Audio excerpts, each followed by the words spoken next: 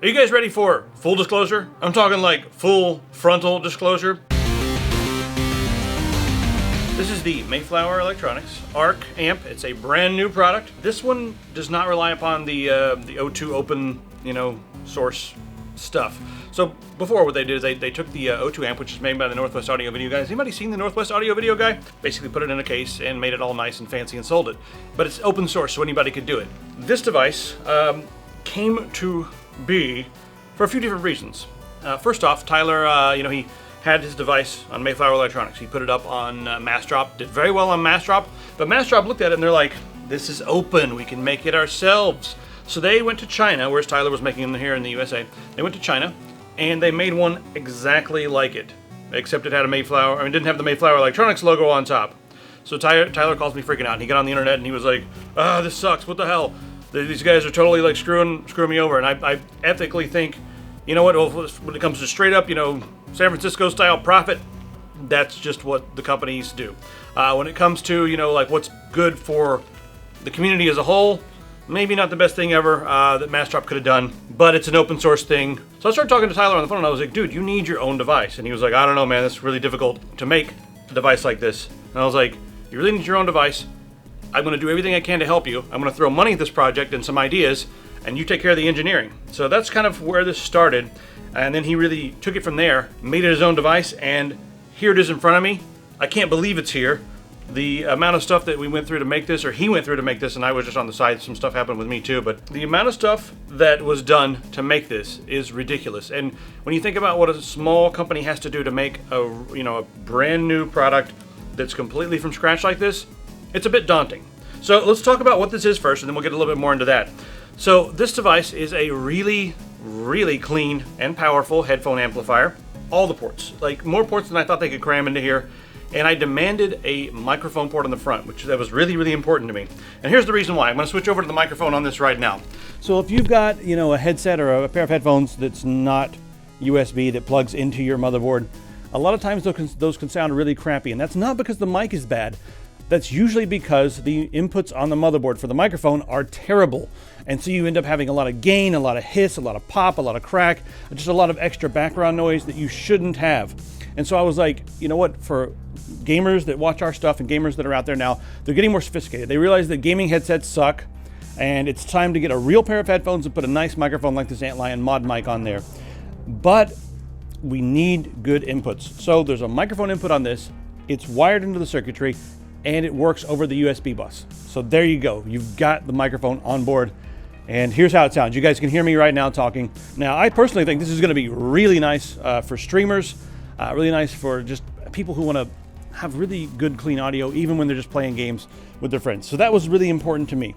Now, this also works with Xbox. It works with different devices, and it works with Linux, and we played it with a little bit on Linux. It just plug and play on Windows. But it also works on PS4, and I was like, how the hell did you guys get that to happen? So I don't have a PS4 here to test, but they actually got this working on PS4. Now, when you're running different devices, you may not be able to use the microphone over USB. So what they've done is they've actually added a microphone pass-through on this thing. So if you want to do it that way, you've got microphone in here, microphone out on the back end. You can plug that into your console or whatever else. Also on the back, they've managed to cram RCA. There's a selector there for USB or the optical. And there's your microphone pass-through. Then we've got the USB on the back, just USB 2, type B.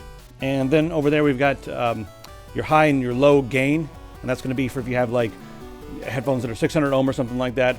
But this thing is plenty power enough for 600 ohm headphones. It delivers 1 watt of power at 32 ohms, so it's decently powerful enough.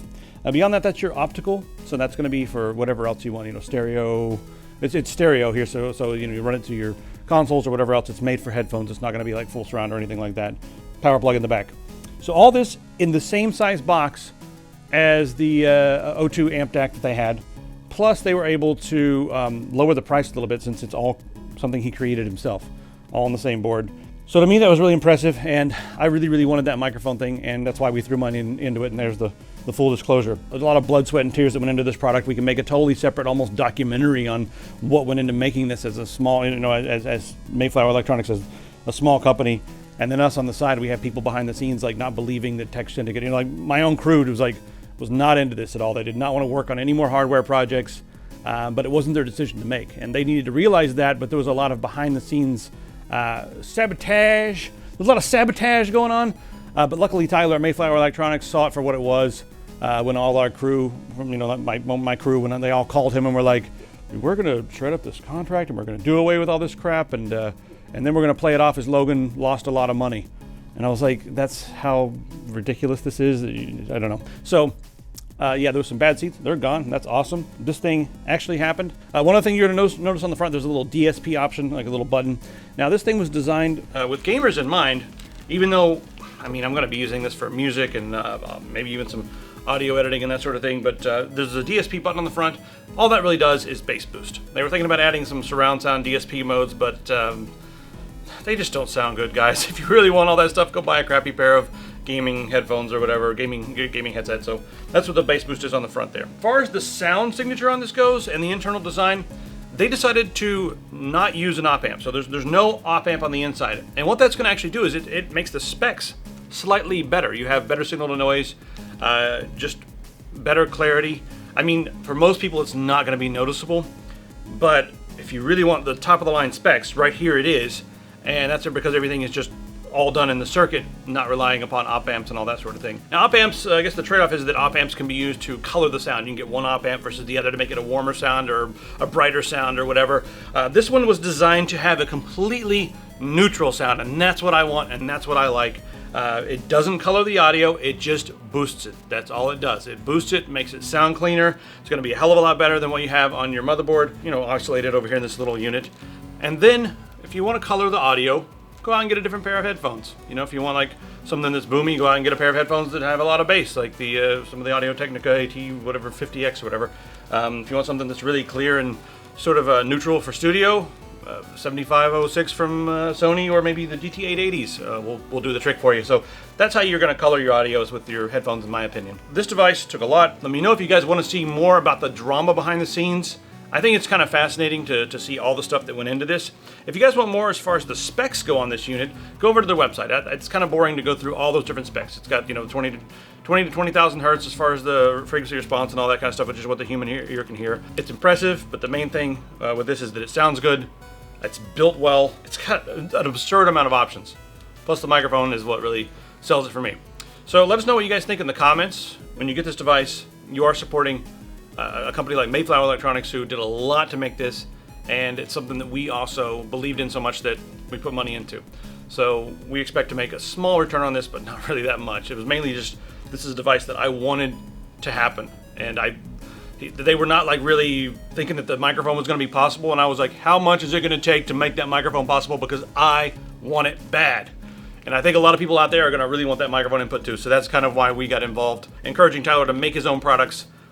Because he's got the the technical know-how to do this, and he hired some people, some people who used to be at Altec Lansing and that sort of thing, to work on this device, spent a lot of money on it, and there it is. So, bit of a ramble, but this is something that's somewhat personal to me, and I'm really happy to see it here on the desk. And of course, there's one thing we need to do to this. Let Justin take this thing apart and put the Burning Earth logo on ours. You guys want a Burning Earth logo edition? Let us know in the comments. So, also grab a t-shirt, guys. Hardware coming soon from us. Just be on the lookout. Like, really soon we're gonna have some new hardware for you guys, as well as this. All right, see you guys later.